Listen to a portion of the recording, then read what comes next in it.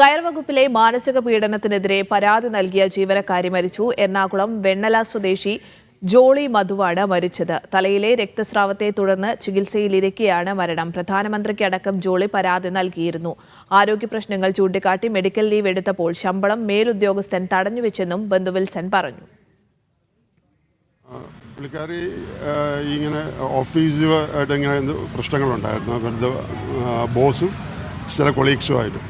അപ്പോൾ അതിന് വേണ്ടിയിട്ട് പുള്ളിക്കാരി എന്തൊരു കംപ്ലയിൻ്റ് പ്രൈം മിനിസ്റ്റർക്കും അവരുടെ ഹെഡിനൊക്കെ അയച്ചു.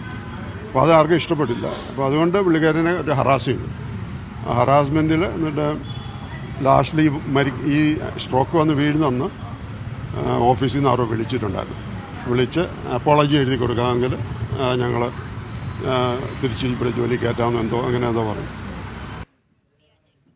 ലിഡിയ ജേക്കബ് വിവരങ്ങൾ പങ്കുവയ്ക്കാൻ ചേരുന്നുണ്ട് കൊച്ചിയിൽ നിന്ന്. ലിഡിയ, കയർ വകുപ്പിലെ മാനസിക പീഡനത്തിനെതിരെ നിരന്തരം പരാതി നൽകിയ ആളായിരുന്നു ജോളി മധു. എപ്പോഴാണ് മരണം സ്ഥിരീകരിച്ചത്? മറ്റു വിവരങ്ങൾ എന്തൊക്കെ? സ്നേഹ, ഇന്നുച്ചയ്ക്ക് 12 മണിയോടെയാണ് ജോളി മരിക്കുന്നത്.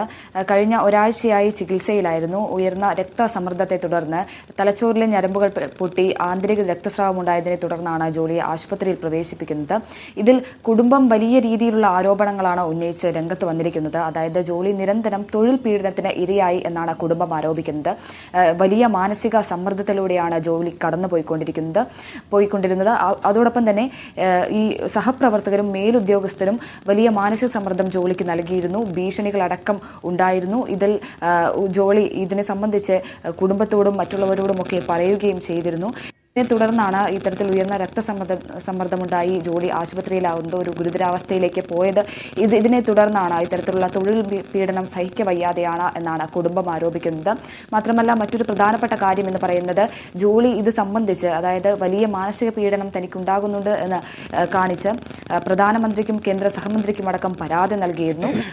എന്നാൽ അതിലും കൃത്യമായിട്ടുള്ള നടപടിയോ കാര്യങ്ങളോ ഒന്നും തന്നെ ഉണ്ടായില്ല എന്നാണ് ജോളി പറഞ്ഞിരുന്നത്.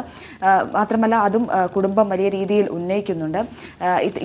ഇത്തരത്തിലുള്ള വലിയ ആരോപണങ്ങളാണ് ജോളിയുടെ മരണത്തിന് ശേഷം. മുൻപ് തന്നെ കുടുംബം അത് ആരോപിച്ചിരുന്നു, ജോളി അടക്കം ഇത് ആരോപിച്ചിരുന്നു.